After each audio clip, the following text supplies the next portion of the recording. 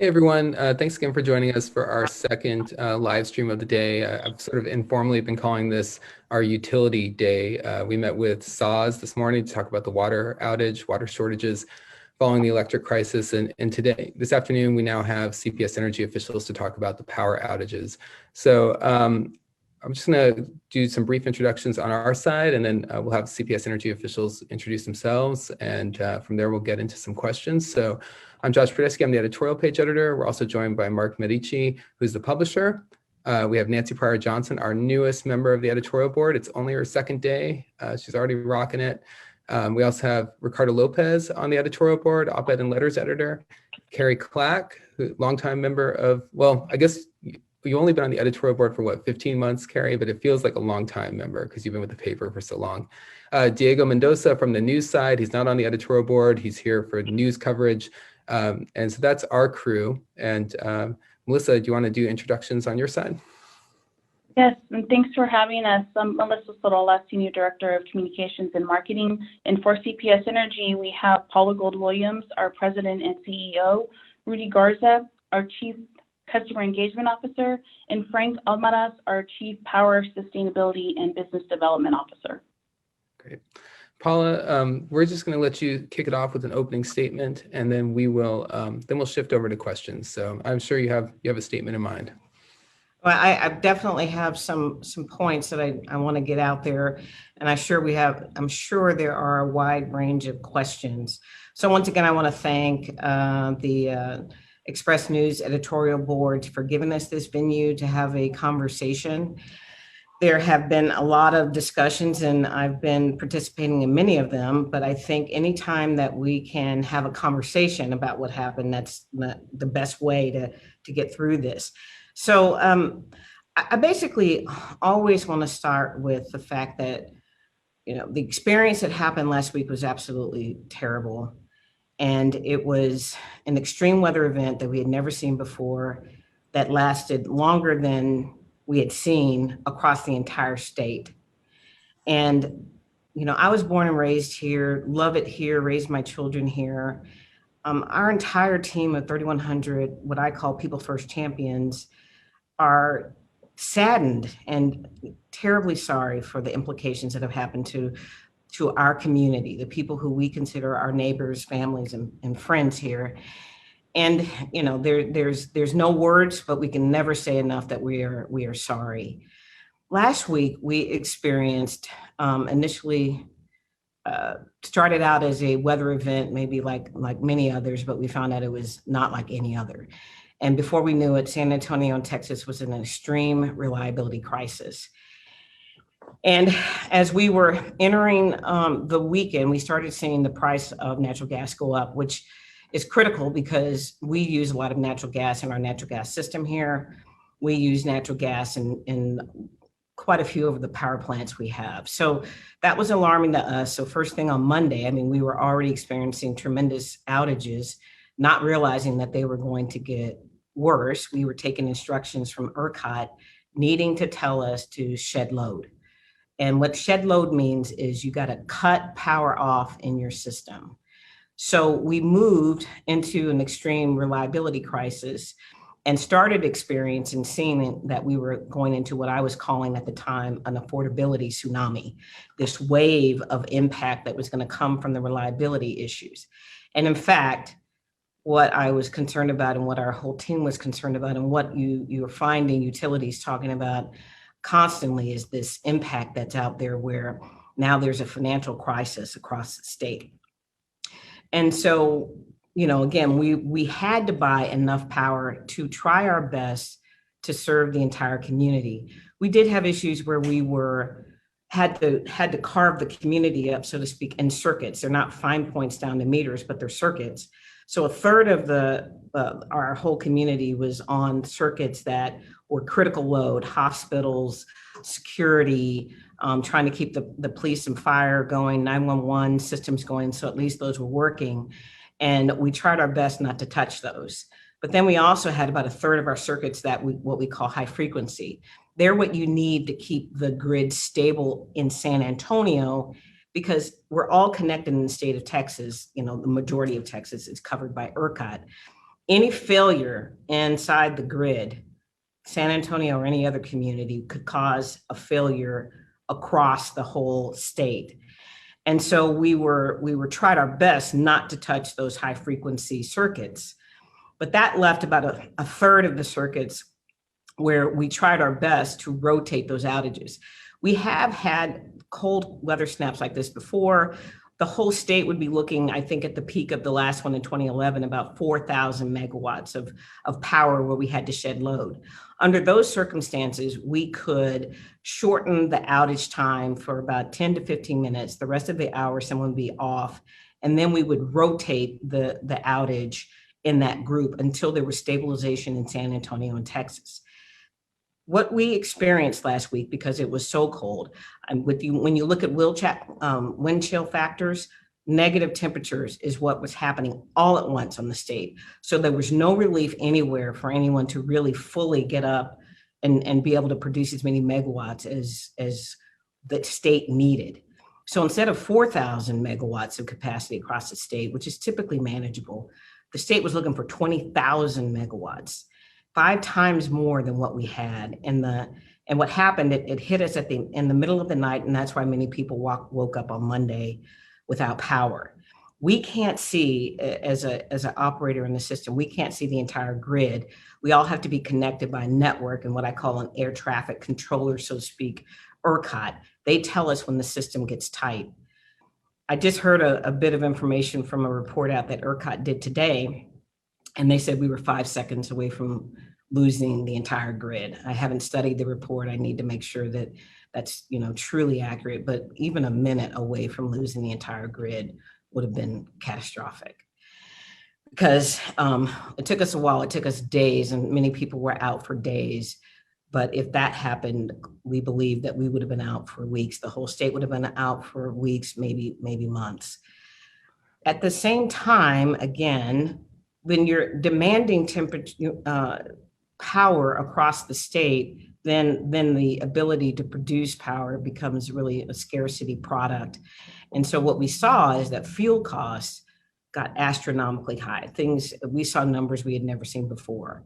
We had a $7,000% increase in the price of natural gas when I started looking at it over the weekend. Then it went to 10,000% increase. Then it went to 16,000% increase. And I don't think I looked at the latest, but that's what I saw.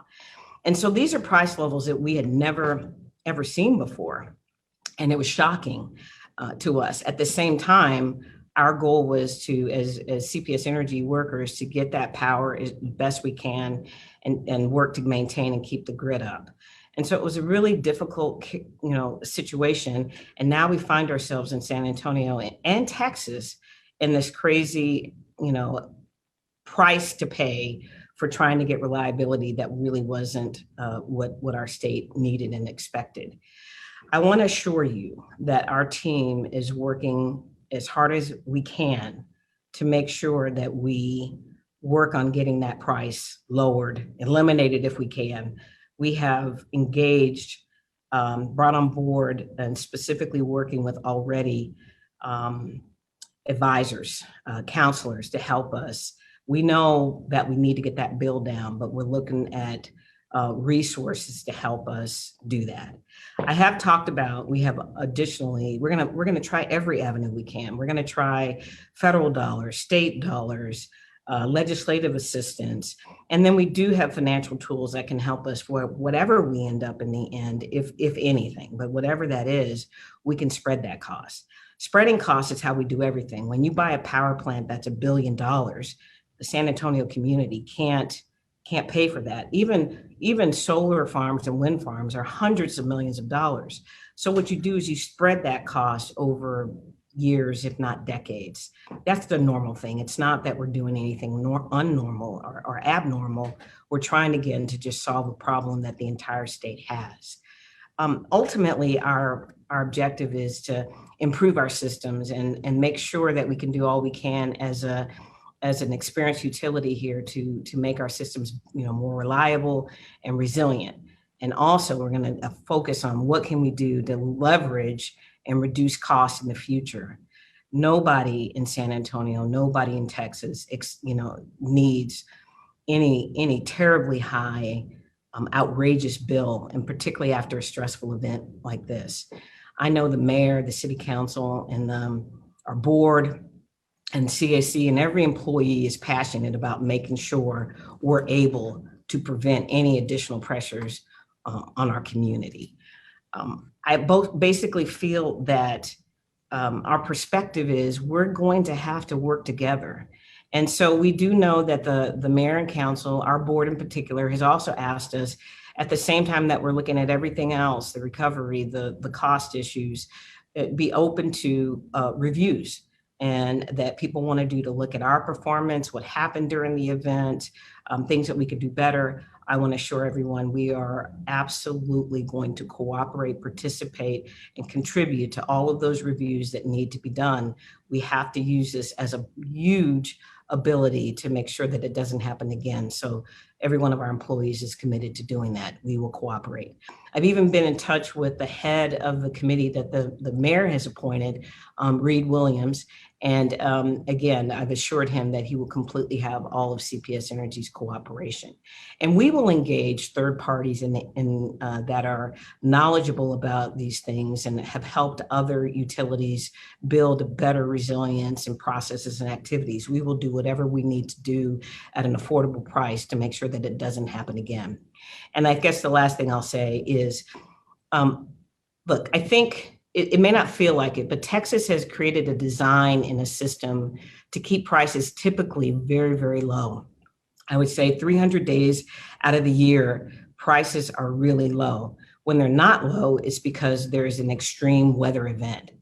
But it seems odd. We will deal with any system that we're given. We can deal with an energy only market like we have. We can deal with the capacity market that other systems have. In this case, I think what we revealed under the design we had, which is really an energy only market, again, it keeps prices really low, but when they go high, they're outrageously high. And it's intended to incent people to be there and build capacity ahead of time, because we don't exactly know when weather events are going to happen. And we can see that from this event. Now, all of a sudden, there's a huge bill to pay to serve San Antonians and Texans. CPS Energy, I personally, and our rest of our team stand ready to work with everyone, legislators, regulators, policymakers, citizens, everyone, to try to figure out what can we do systemically to also make sure that there's enough resources in the system to serve San Antonio and Texas when a big weather event happens, and then every single day, because we want people to get back to their normal lives, and we don't want this to happen again. I think that effort is going to take all types of measures that are over the short, medium, and long term, but we're already on it, and we're already ready to do our part to make sure that San Antonio is protected. We're going to protect our citizens from this financial tsunami, and we're going to get on top of what we can do to make it better in the future. You gave us a lot to unpack there with that statement. I think top of mind for anyone watching this, and certainly readers, people who read Diego's story tomorrow or online, is what's going to happen with their bill, right away. So you've mentioned the possibility of long-term financing of whatever the cost was on power last week. Give me a picture of when I get my CPS Energy bill, my next one, what am I going to see? Am I going to see last month's bill? Am I going to see an increase? Just give me some idea. I think it's important for people to have some idea of what's coming in the next month or two, just as they sort of brace for any financial hit. And then we'll get into more of the details of what could be done to mitigate it. Absolutely. So I know that everybody is very concerned about, this issue. And in fact, it's even more concerning because you begin to see more stories out there about people receiving bills for $7,000. I saw one the other day where a customer received a $16,000 energy bill in a month, which I looked and listened to the customer. It's shocking. Here's what we're doing. We're not rushing to put any of that on our customers' bills at this time. We are accumulating all of the costs, and by far we haven't received all the invoices. We don't have an absolutely accurate accounting. It takes oftentimes 30 days to get all of the exact information that you need. There were also situations where we ordered natural gas, to be delivered, and because of the wellheads being frozen, or pipes being frozen, or processing plants not having power, the natural gas was never delivered. If you make a commitment but it's never delivered, you don't have to pay for that. So we are reconciling and reducing and crediting and firming up and asking people to give us an accurate accounting of what that is. We don't have it accumulated yet. It's going to take us a while, but I would say in the next 30 days, nobody will see anything, if not longer. I think from a financial standpoint, typically these bills are due within 30 to 60 days. But the thing about municipal power, what we do here, we try our best to use the leverage of the company to make sure that we shelter our customers from shock. We're always spreading cost or eliminating cost or negotiating or going after cost reduction. So I just want to assure you that I think in the next 30 days, you won't see anything. We're going to hold it on our balance sheet. We're going to use all the tools that we can, but mostly we want the total obligation reduced. And, our preference would be to eliminate it. We don't want to pay more than what the fair price of that gas would be normally. But again, I think it's going to be a big, very complex, difficult process. That's why we have attorneys. That's why we're going to have consultants. That's why we're going to take more input. And we will definitely share, and we'd be glad to come back and talk to you all about what it looks like when we're done, but we're just still in the middle. It's very fresh. It just happened last week. So just so I understand, no one's going to get a bill in the next 30 days? No one, there's a bill for the cost of fuel. Okay. For the cost. So you'll get your trash bill and the typical fee, just to have the lights on and all that. Yes. But yes. There will be nothing. Josh, can I just add, here's one of the other things. We have stopped several of the services, particularly we stopped the billing because we are also going in and looking at customers who had long outage durations, and we're trying to look and make sure that we, what can we do for the customers that were most affected. So we are holding the bills also for that, and we'll also come back and share what we come back with on that as well. But the overall approach will be to get it down to usage. And as far as these big absorbent fuel costs, we're going to hold those for a while. How much, just back of the envelope ballpark guess, how much did you all spend on energy last week? I'm going to tell you it's too soon. We just don't have all the details. I can just tell you that clearly I saw natural gas prices get as high as 16% higher. I mean, look, I saw natural gas typically probably flows somewhere around $2.50 to $3.50 these days, which is fairly inexpensive. But I mean, again, I don't know the last number, but I saw over $400 for what you normally pay for a couple of bucks for. So if that gives you any idea, these are big numbers, but we don't have all the net ins and outs right now available. And you've mentioned the past, and in this conversation, financing, possibly, spreading out the costs. Mayor Ron Nirenberg, I think he said that there's no way in hell that's going to happen. How do you respond to that political side of it? There's big pushback about the idea of even spreading costs out over the course of years. People feel like, ratepayers, the political class really feels like that's not fair to, everyone who expected the lights to be on. Well, I understand the request and welcome, and we'll actually work with the mayor on anything we can do to make that a reality. We look at every avenue and every option. And so again, we'll be there. And if we can make it to zero, we will do that. Hey, Paula, it's nice to meet you. And I'm sorry for the week that CPS has gone through. Obviously, no one intended any of this. I think that one of my greatest disappointments over the last 12 months is how political every topic has become. We can't even talk about getting vaccines without most Americans thinking skeptically about how they're going to get screwed out of getting one, all right? And ERCOT and the mess that has become and the former president tweeting about solar and wind in the middle of a crisis when the state was completely out of power is just beyond my emotional capacity to understand what is motivating some of these people. And now ERCOT says that they were 5 seconds away from losing the grid, right? Which I think most pragmatical, linear thinking people are like, yeah, that is such BS. I guess my question though is what does losing the grid mean? So for the lay person, as they're listening to this, and you talk about ERCOT, you don't say that, ERCOT said that. What does it mean if Texas would have lost the grid? Like, could you, at a 30,000 foot level, like what does that mean for Texans and for San Antonians, so they understand the what goes into how they turn their lights on? Could you just kind of explain what that means? Sure.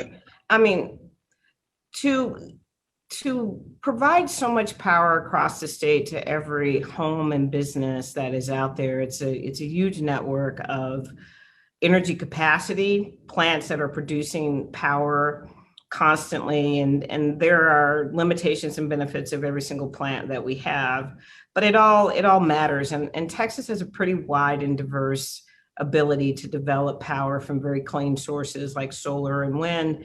But it also has base load fossil plants, but that capacity matters. We have over 70,000 megawatts of capacity across the Texas grid. It is absolutely important, imperative, you can't break the rule that you can't have more demand for power than you have capacity. And so, and we manage that all the time. And as ridiculous as it may sound or dramatic, and I don't have the view that ERCOT has, but I know though that how hard it is to keep the power system up.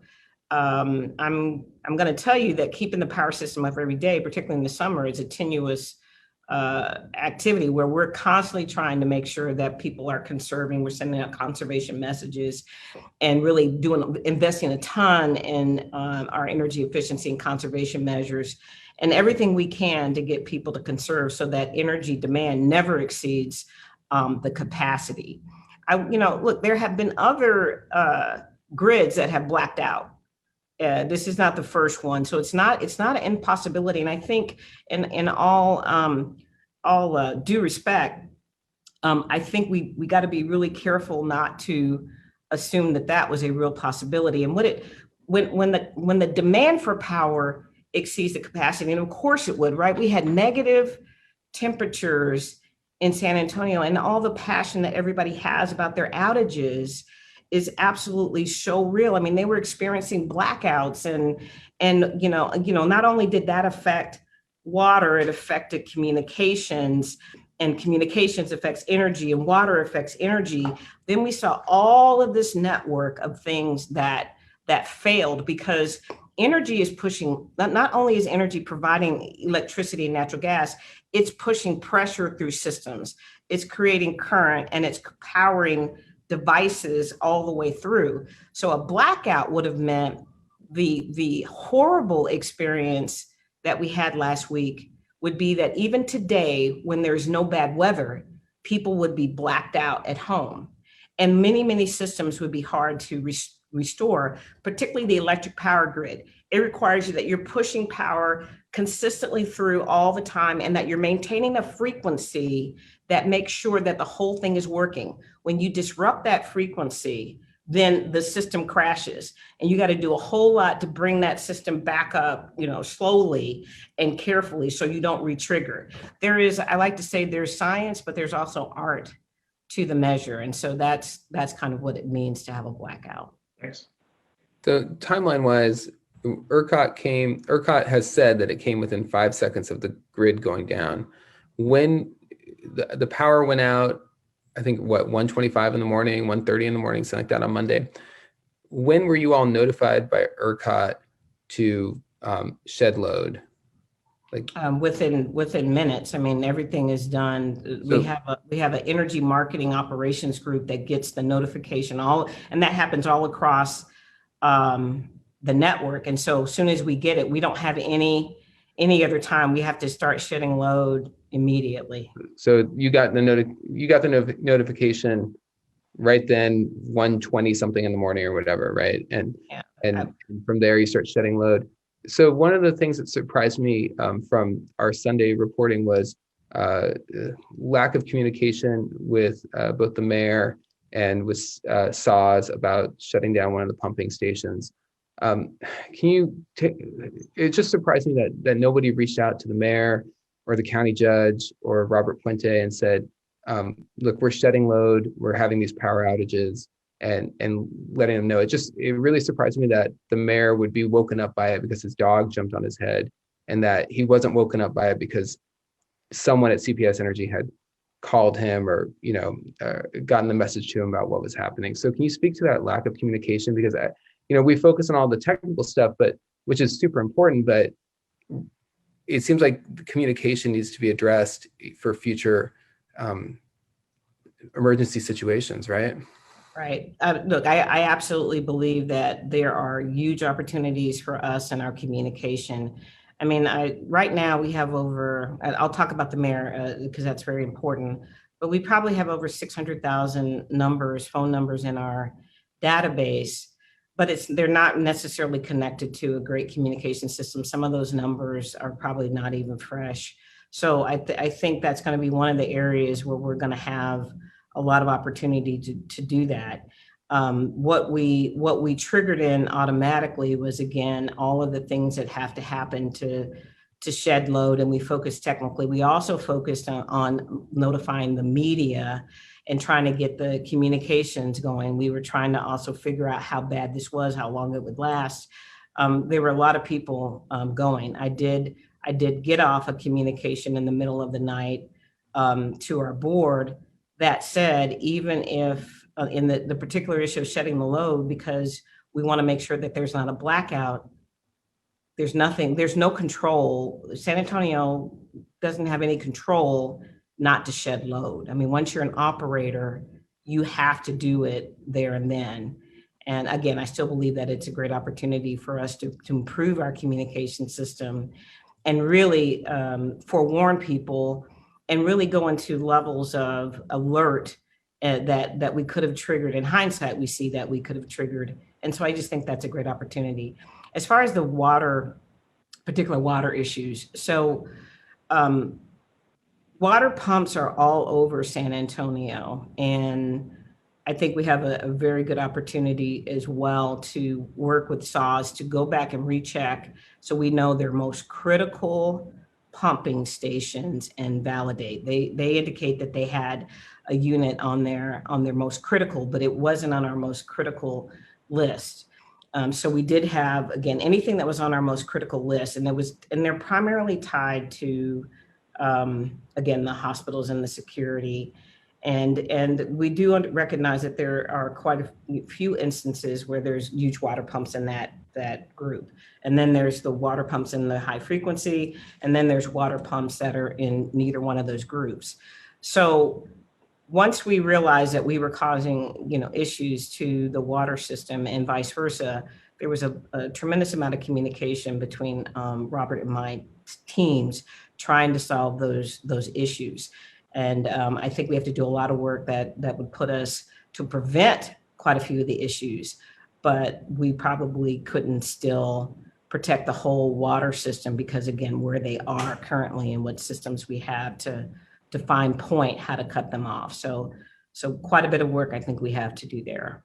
Yeah, I mean, I appreciate that. I think on the communication side, obviously there were communication issues with the customers as a whole, but in that emergency situation, it just seems so important to get the message through to the mayor and the county judge and Puente, regarding, at that point, I would assume with the message to shed load, you all had some understanding about the greater pressures on the Texas grid. And so it just surprised me that they didn't know about it as soon as possible. Well, I'll take that criticism. I think it's very valid. I will say that our teams, the city's teams and ours and the counties were working out of emergency operations center. So, I guess, all teams tried to get there. We had people that slept overnight. We had a person sleeping overnight at the center. I think it was Saturday, Sunday, and Monday, or Sunday, Monday, and Tuesday. So, you know, there was a lot of effort going on, and so I think all of us can work on it. And we, by far, again, we have some visibility, but we have minutes to respond, and then we're in stabilization mode in the thick of things. So I absolutely take the accountability and the responsibility that we got to try to do better. I do think there were efforts where all sides were trying to make it happen. Teams were on it. Once you get there, no matter who knows, you can't stop having to shed load. Sure. No, I understand that, but I think you could deploy, seeing where it's going, you know, it puts the mayor in a position to start deploying public safety officers, or you know, setting up warming centers. It could hasten that side of a response. But I know that you've addressed this question in other media settings, but I think it's an important one to fully understand. And so one of the hallmarks of certainly Monday for hundreds of thousands of San Antonians was the phenomenon of having like 1 minute of power, or 5 minutes of power. And you know, I know that at least 3 people on this call from our side experienced that. You know, they rushed to the microwave to cook something, or you know, open the garage door or something like that. I would say that I want to make sure that we understand what prompted that, because y'all initiated this rolling blackout, and then we've got a third of the circuits are sort of sharing this rolling blackout, and you had an algorithm that was kind of moving through, but it was it not working correctly? Was the demand so high that everyone only got 1 minute, or was there something wrong with the algorithm? I'm just trying to understand what happened there and why it took so long to recognize that people were only getting 1 minute or 3 minutes of power. A lot of, just about everything you said, a lot of things happened. The algorithm was working pretty good at first, even from the standpoint of, you know, 10 to 15 minute outages. And again, if we were at the same levels of load shed, you know, reducing and creating the outages to keep the system stable, that's what that means. If we were at the same level that we would have been back in 2011, and that we had not seen anything higher, I mean, the other ones were, it was 4,000 megawatts that the state was looking at, but other years I looked at, you know, 30 years ago, 500 megawatts in the smaller Texas, but 4,000 megawatts is what we saw in 2011. Even if you took into consideration the massive amount of growth across the state, what we ended up with was 5 times the target level. And so and it moved fast. And so ultimately you couldn't bring it back up again because you were having another target. You had another target and another target. So the algorithm worked as planned, but it ended up being, you know, more difficult. It's so accurate. It's trying to go down to minutes, and then it's blinks. And then, you know, we had a system in there that was notifying people that your power was back on, and it wasn't back on. So we had to cut the algorithm off and just go back to using the same logic of trying to roll outages, but it wasn't worth it in terms of using the processes. We needed to try, what we were trying to do is get people towards the end, as many as we could, and go up to 5 hours of being out. But in some cases, even when we tried that, it just, the levels were still too high. The other thing that happens when you push those rolling outages across the system, you end up with equipment failures. So there were quite a few people with blown fuses, blown transformers. And keep in mind that we had a really severe weather event. So we had not the worst that we've ever seen, but we saw, you know, we had some poles down that took out large sections of neighborhoods at a time. So when you're doing the managed outage process, if you send someone out to fix the technical issue, the fuse or the transformer, when the system comes back again and rebalances, it will blow it again. And so, you know, those are just some of the physics that limit how you can do that. So that is how we got to it. People just ended up being blacked out. We needed so much outage to keep the whole system up. With hindsight, I'm sorry, Carrie, you look like you're going to jump in there. Well, it's kind of following up on what what Josh asked, and that was basically what I was going to go with my questions was, because there came a point on Monday afternoon, Monday evening, when we know about the rolling blackout. Then there's others making a distinction, but it could just be an outages. So, what was the difference between the rolling blackout and the outage? But looking forward, if we ever have to go through something like this again, and the rolling blackout goes the way it's supposed to go with some consistency, is there a way to let residents know when the power is going to come back on, for how long? Because it truly became like a game of musical chairs. And is there a way that, if it ideally works if you have a rolling blackout, obviously the conditions aren't ideal, but the rolling blackouts are truly going to be distributed in a way that you can plan for to get something done in 15 to 20 minutes. Is there some kind of communication that could be sent out to residents to let them know about that? Yeah, Carrie, I think that's a wonderful question. We have to find an improvement in that, and I already have our technical team looking at what else we could do. We have a better connected system to every meter in San Antonio. There's a meter for every home and every business. The issue is that technology wasn't built for outage management. It's called our AMI and digital metering system.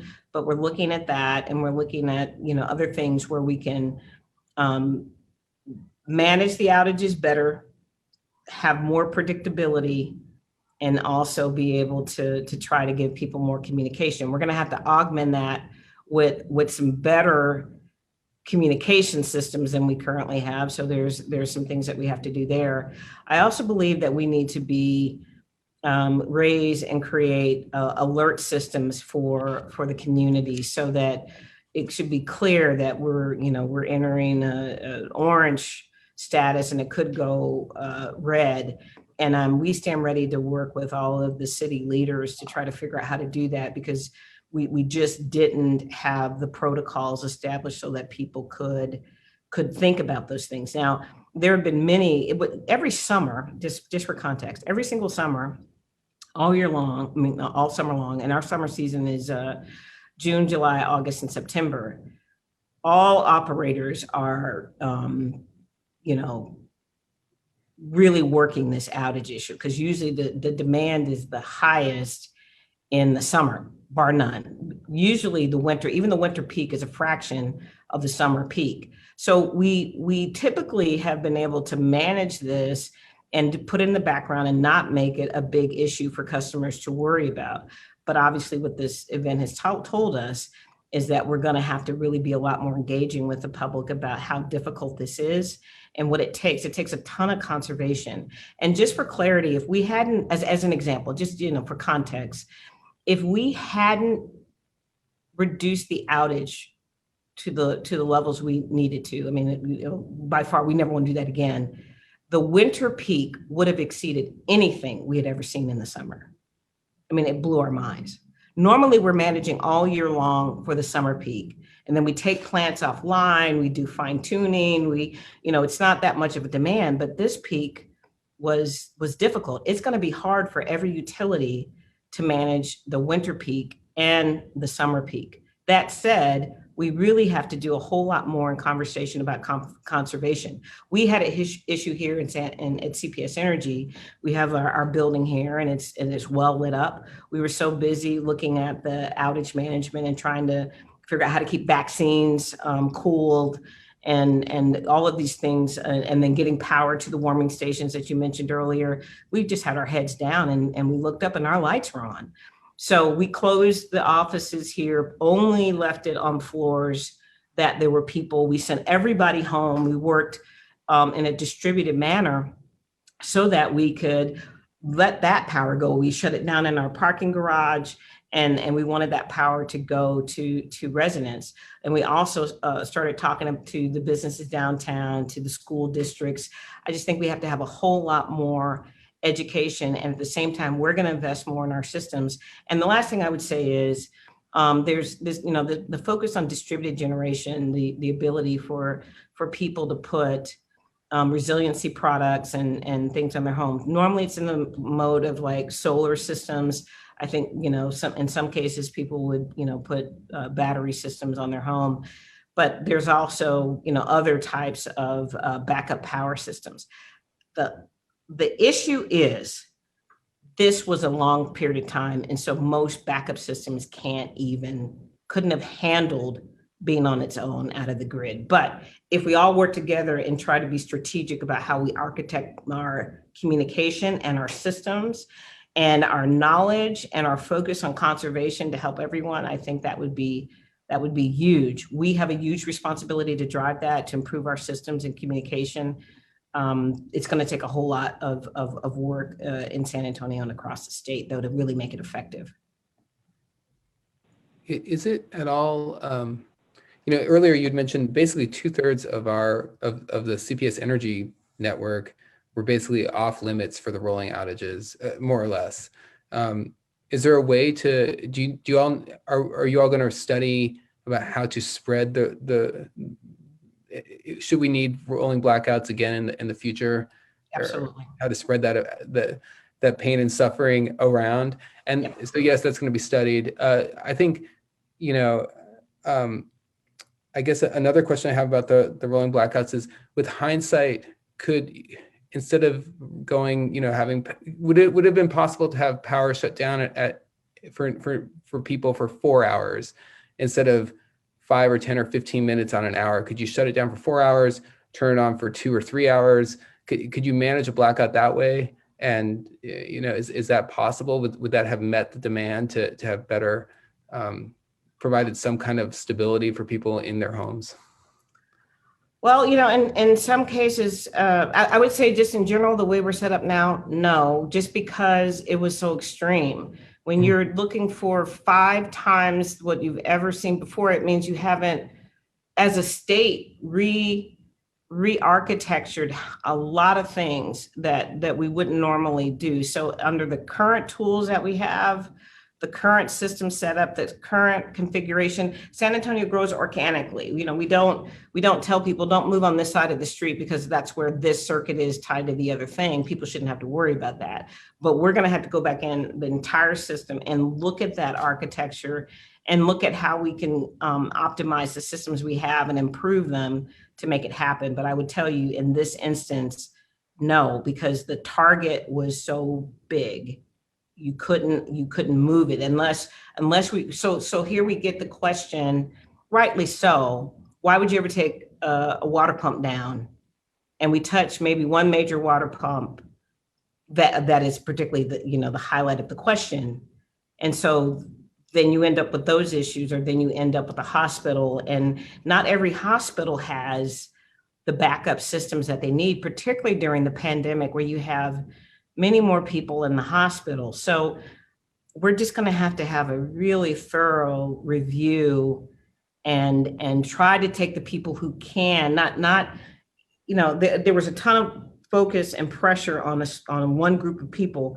We think their abilities in every single, group that we have, that we could say, if we were able to get to every other 1/3, I think that could have happened, but we're just not structured for that now. We are going to address it though.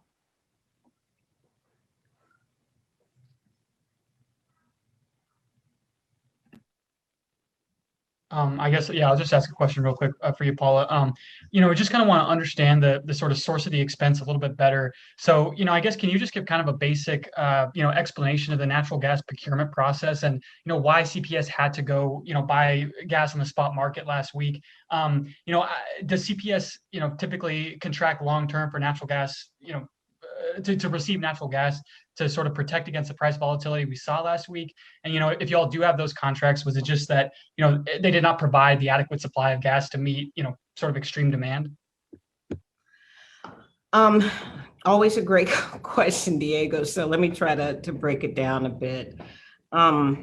So we do certain things to try to lock in the price of gas. And we will create some long-term purchases. We will store natural gas. So we have some underground structures where we can store natural gas. We also will hedge, which hedging, what that does is you can buy certain products that limit, you're buying kind of an insurance product that limits the price of gas. So when it goes up, you're protected. And we do a bit of all of that. We also have this huge prepaid gas deal. And we entered it back in 2007. And what that did is it locked in the price of natural gas, and it used financial leverage between the taxable and tax exempt markets to create that value. So there's a lot of different ways that we try to do that. Look, after the price of natural gas stopped being so volatile, it was really volatile probably in the 2012 to 2011 or so timeframe, very, very volatile. Still, as volatile as it was back then, nothing like we saw over this time period. But it hasn't been volatile because Texas is oil rich and gas rich. And so when the whole dynamic across the globe changed and Texas became wealthy in terms of natural resources that we could get, it changed the whole aspect of the industry. You didn't have to worry because the abundance was great.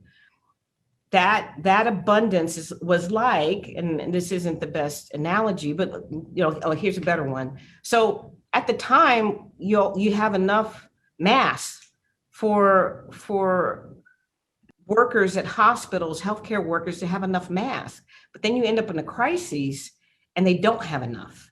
And so who would have ever seen that surgical masks would be in the demand that the way they were, so when they're all so abundant? There's still a ton of natural gas available in the state, but a lot of it's still on the ground. It always was like, if you needed to go to the faucet and get a drink of water, you could go and get it from a lot of different suppliers, and you could bid it out and get the lowest possible price. So based upon the abundance that we have, most people won't focus on that. And we are the energy company. We buy commodity to produce energy. So it typically works well until you have a freeze across the state, until the supply gets constrained. And so you couldn't get it out of the ground, or you couldn't get it processed, or you couldn't get it to go all the way through the pipe. That's what caused the supply issue. So again, it might have been some other place in Texas, but we needed it in San Antonio. So Paula, I'm gonna. This question might be a little naive, but I'm gonna follow up on Diego's question because I do think it is interesting. Your business, because CPS isn't not used to handling a high load because of the Texas heat in the summer, right? So even ERCOT, as they manage load in the summer months, I think the thing that caught me the most off guard this past week is that while it was an extreme spike in seasonality, it wasn't necessarily so extreme as it relates to a heat wave. So I guess my question is that maybe might affect ERCOT and CPS on a week where San Antonio has 111 degree heat for 7 consecutive days.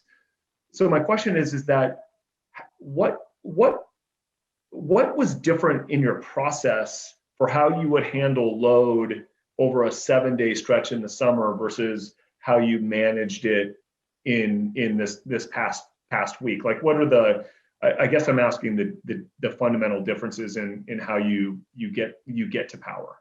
Oh, very, very good. So actually, it was more extreme than what we've seen in the summer. The summer, it gets hot and it doesn't cool down sometimes. From you go out at night and it's still warm. Yeah. But relative to the extreme, just as a proof of the concept, we typically have a summer peak around 5,100 megawatts, and then in the summer, just for clarity, in the summer you're going to get the best performance out of solar. You're going to get really good performance out of wind. In the winter, you're not going to get hardly any solar, and even just like the oil and gas heads.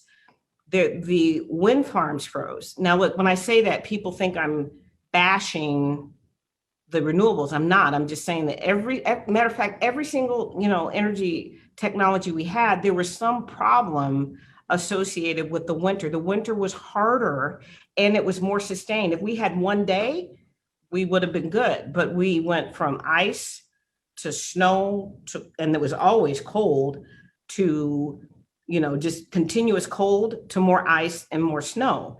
Not only was that even more treacherous, because even if you wanted to send someone out to help at a particular location, it was even treacherous to do this. So this was a much different thing, and there were resources you couldn't get. And from a baseload standpoint, two major things are different.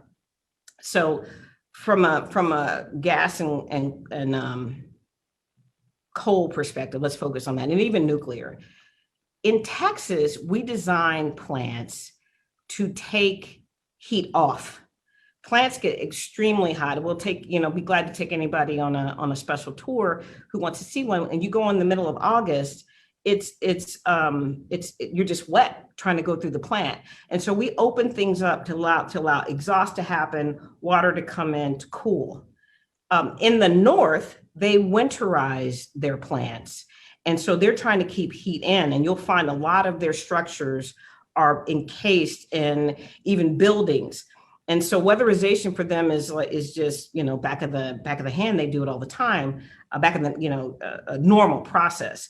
For us, we had to go in and try to keep the warm temperature in. We had to coil exposed lines and insulate them. And so we had the real thin lines that we have above ground for our exhaust systems, our water systems, those kind of, auxiliary systems, if they were exposed to those cold, freezing, below zero, temperatures, then that's when systems fail, because those lines are constrained, and we don't have that type of problem. Normally in the weatherization component, if your diameter of your line is about 8 inches, there's enough pressure, even in cold temperatures, then typically you're going to be okay. But we actually had an 8-inch diameter pipe freeze.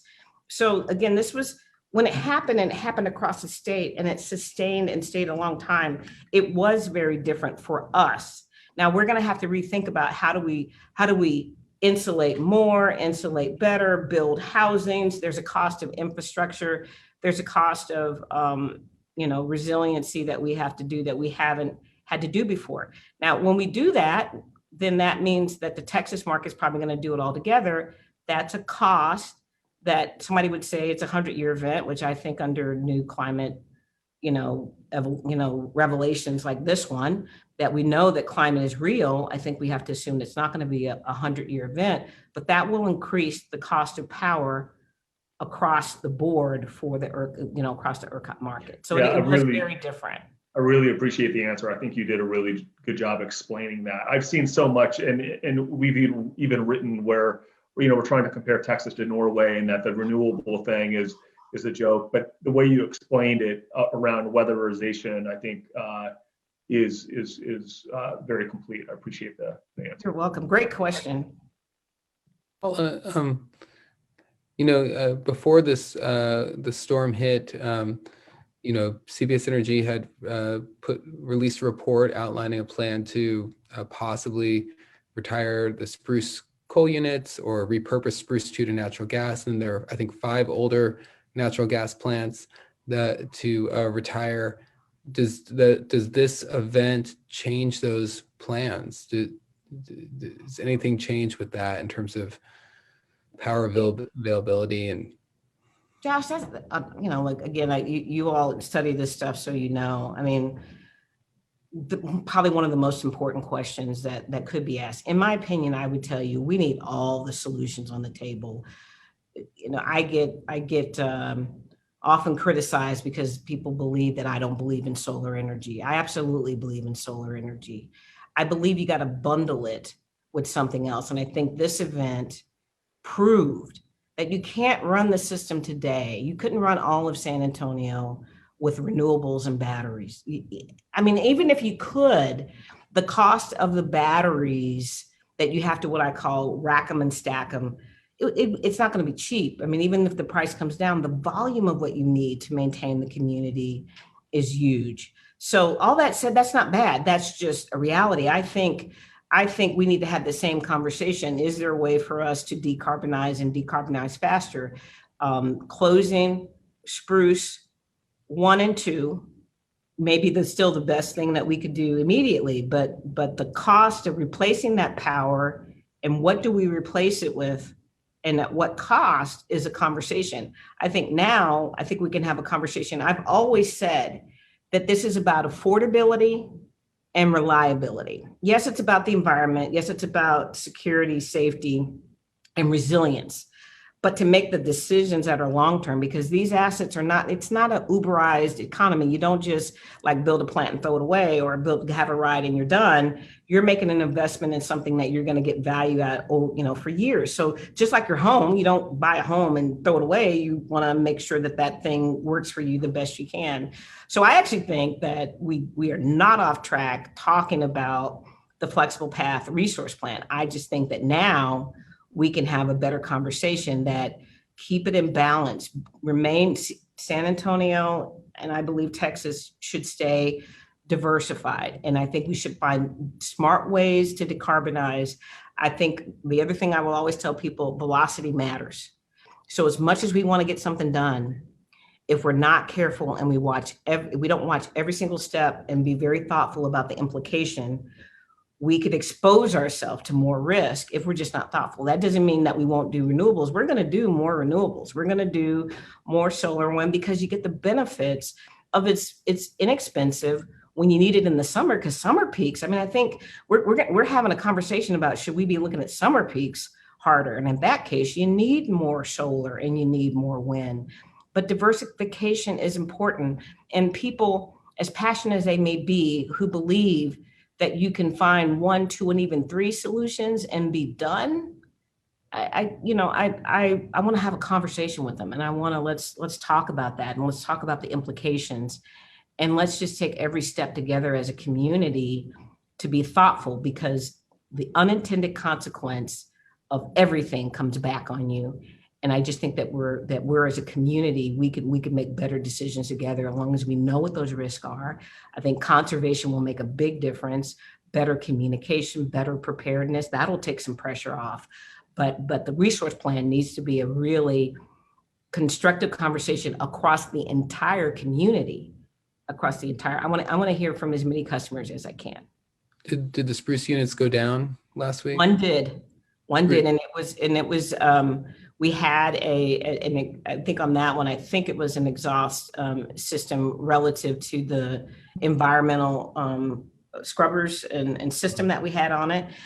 And so it did go down. So I will tell you, we had an issue with one of the lines at the nuclear plant. We took it down for maintenance. It's back up again. We've got to look at that again from an extreme cold perspective. We had an issue with coal. We had multiple issues with the gas units, mostly related to the constraint of supply. We were getting natural gas in, but sometimes we had to reduce what we call derate the plant because it just wasn't enough to keep the plant going when it could go 24/7. So, again, we couldn't use our demand response system. It didn't matter. There wasn't, much to conserve. You couldn't recharge your battery because in the middle of an event like an outage like this, the concept is currently don't recharge your battery when you can send kilowatts to a home. You can send kilowatts to a home, do that, don't recharge the battery. So we even need to talk about the protocols and the best ways to do it. Particularly the way to recharge it in the middle of a storm is to charge it off the grid. You can't recharge it off the solar unit that is tied to it because it's in the middle of the winter. And so there wasn't one technology that we didn't have a problem with, but that's why you got to be diverse. You need to be diverse of thought, and you need to be diverse in terms of your solutions. And again, everything costs money, and we just need to be working together about how do we want to do it to achieve, again, these longer term goals like full decarbonization, which we are also committed to. Hey, Paula, we're almost out of time, and Josh, I'll kick it right back to you. I want to tell you that I really appreciate you coming on with us. I think that, you know, the most important element of leadership is to stand up when there's an error and talk openly about it. And I think that you and your team have really done that. And it restores a lot of my trust and faith in what's happening. And I'd love to have you back for a diversification conversation. I think that as a board, we talk about that a lot. And I'm of the opinion that the energy companies in Texas actually don't get enough credit for the work they're doing in renewables. And I think that as an editorial board, we have a responsibility to really educate people about what's happening in the renewable space with inside of a state that's very tied to natural gas and to oil. But I just wanted to, before I kick it to Josh, to just say thank you for coming on for an hour with us. And I will come back whenever I will come back. Thank you for all of that on behalf of all of our 3,100 wonderful employees. I mean, they're just so passionate about what they do, but I will come back as much as you can take me. You know, I did an event one time and I had a 4-hour event to talk about energy. And a good friend of mine says, who could talk about that? I will talk your ear off, and anybody who will listen to me, but absolutely for you all, anything you need, we will come and talk about the tough stuff and the things that we could do better. And also, you know, strategically, what could San Antonio be doing? So I will take any invitation I can get to do that with you. You know, the truth is I have so many other questions, but I realize we're at the top of the hour. So Diego, you're on deadline. Nancy, Ricardo, you haven't asked any questions yet. So I'm just going to open up to those three real quick. Can you talk about your opinion about deregulation and whether you think it's the root of the problem? I know there's been coverage about El Paso and how they did really well during all of this, and you know, the only place that did well during this in Texas. What are your opinions? Well, I'm familiar with El Paso, but I don't really know exactly what happened. I mean, you know, typically when you're in a grid, your large geographic dispersion helps you. And again, Texas is so big. Normally when it's really cold in the northern part of our state, the southern part of our state, we're having mild temperatures and it all balances out. Well, El Paso is connected to a grid that wasn't experiencing the full brunt of the same weather system. So I don't know their specifics, but I would just tell you that probably geographically they were in a good position. Now, the question about deregulation, you know, what I believe is that we have a bigger systemic issue. This energy only market, it feels great because it really, if we compare our pricing, we can get much lower pricing for energy than a lot of the other major markets because it doesn't have incentive to maintain capacity, to build more than that, to build new capacity. It's going after the cheapest buck. It's going after the cheapest megawatt. And so it drives the price down and down and down and down. And then again, but it says it rewards for crisis. So hot to prevent the system down, it's going to let prices go up to $9,000 a megawatt. And while it has some merit, again, I think what we proved out is, but look at the cost, because it goes right back to the individual customer's pocket. And so I think we would be well served as a state to sit back and relook at the entire design of what we have and look at the regulatory, the way we're set up to see what we can do to make it better. Now, there are going to be price tags for that. Is it going to be astronomical? I think anything we could do, like proactively working together, will be manageable. But what is not affordable is kind of the issue that we have here. So I think we have a huge imperative to look at everything: the system, the regulation, the standards, the planning for the extreme, putting more money on resiliency, all of those things. So we stand ready to partner with regulators to help improve this process, as well as ERCOT, the other operators, communities, legislators, NERC, we think has a huge amount of wisdom to share, and we stand ready to be part of that discussion and to implement more best practices from those discussions. I've got a couple of questions, if you don't mind. Try to be faster. Sure. Last month, CPS said it made payment arrangements with 22,000 customers facing disconnections in the COVID economy. Are you telling us CPS can still manage those payment arrangements while accumulating the cost of last week's storm? Yes. Look, we're going to work. I mean, last week's terrible experience on weather, when you compound that to be on top of a pandemic that's not over with, that's just, unmanageable. We would have never even thought up this kind of thing. But from the very beginning, we have been glad to work with our customers, try to help them with payment plans, try to get more resources. We don't directly qualify to get CARES funding. We have to work with the city and the county to do that. We are constantly asking them, are there more resources that we can give people that we can share? We have been working with many United Way agencies to bundle, again, the things that we can give with other things that agencies and organizations have. That work is not going to stop, and we're going to continue to work on that.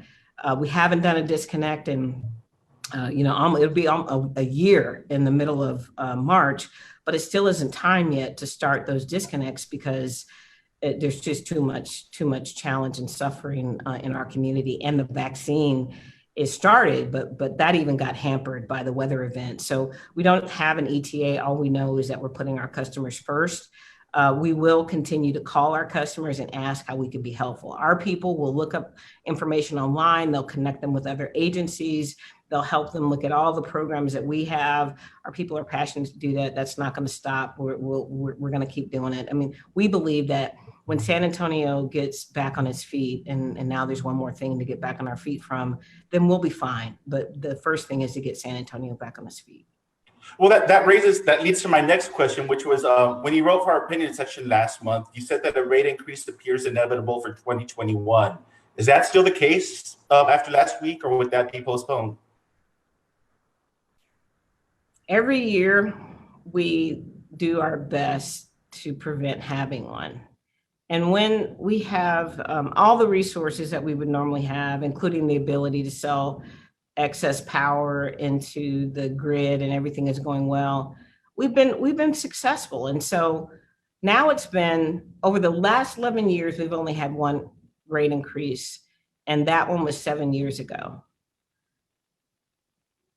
That said, it's very difficult to keep managing in an already tight environment where costs are increasing. And here we are again, trying to absorb as much as we can for our customers.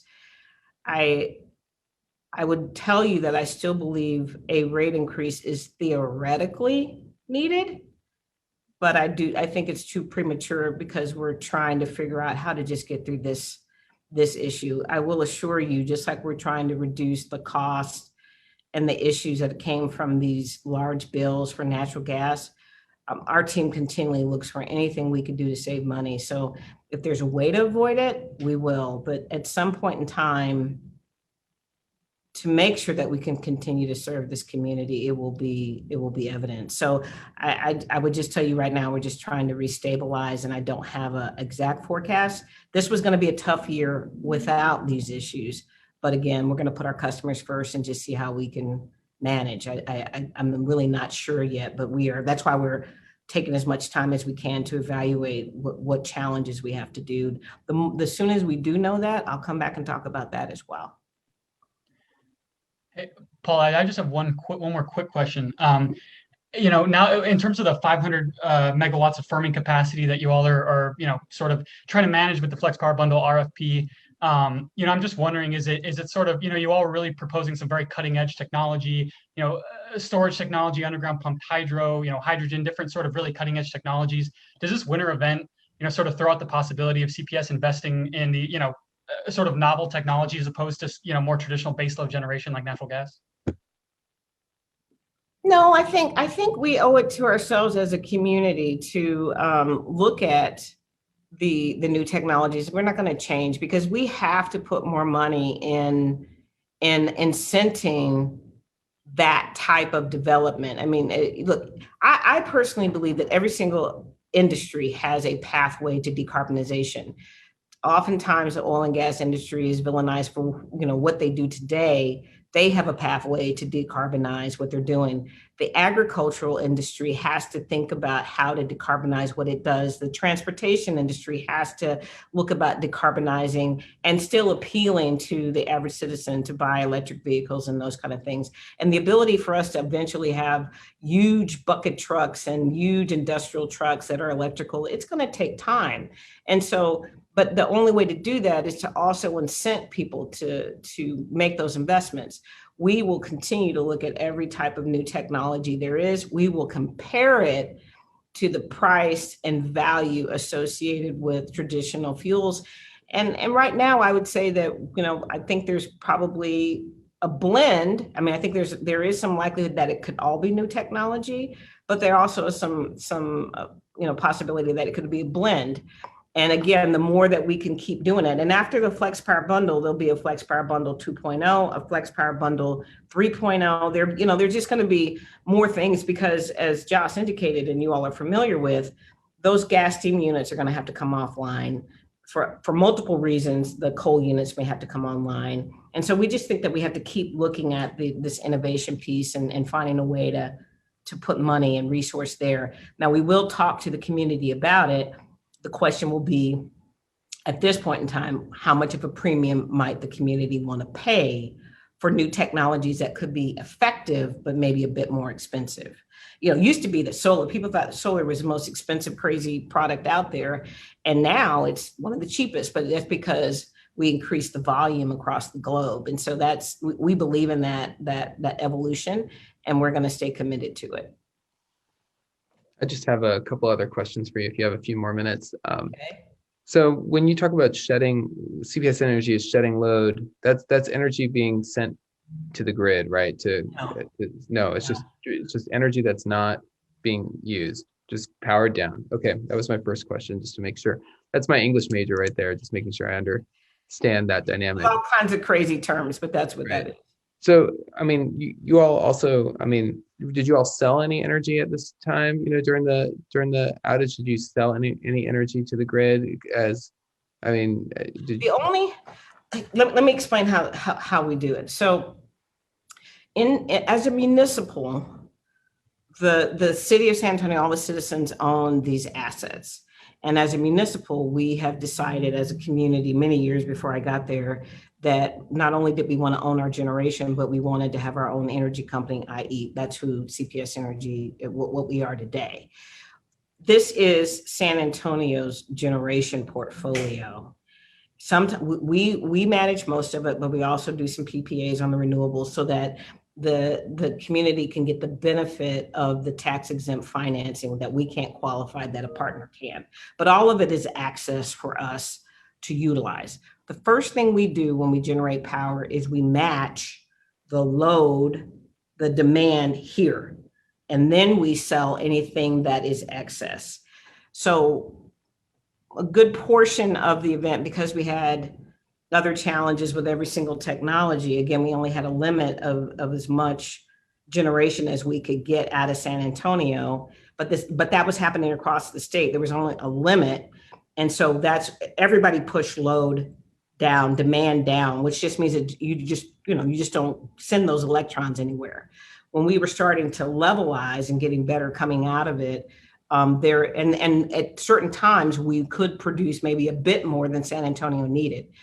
So particularly towards the end, yes, we made some money because we were bringing our systems back up and we were able to make money. Now, when we make that money again, it comes still back to San Antonio, but we were behind in the ability to produce power, and we weren't a net provider for the whole experience for San Antonio. I just have a couple questions on the water side. Wait, but first, Nancy, did you have a question related to that? No? Yeah, no. Okay. On the water side of things, we have an op-ed from Lyle Larson. He says, it's going to be in tomorrow's paper. It's online today, but he says, that pumping stations should never be shut down. Is that actually possible? And then the other question is really related to, I'm sure at least some of you saw in our conversation with SAWS, there's talk about backup generators, and later some SAWS officials mentioned possibility of battery power and things like that at these pumping stations. I would assume if there was a major backup generator, it sounds like almost like a mini power plant at some of these pumping stations, it would be a partnership with you all, so I'm just curious to hear how that might work. We welcome that discussion. I mean, I think part of the ability to use some, improve some of our other systems or metering system, maybe again, or just find a new system to help us better outage manage all across San Antonio. We're going to do that, and that by far will allow us to also identify the pumping stations and isolate them in the future. So we're open to that. I think, though, it's still really smart to have a backup plan. I mean, that's what redundancy is about. And so we would definitely, we did have some conversations, my team and Robert's team, about what can be done.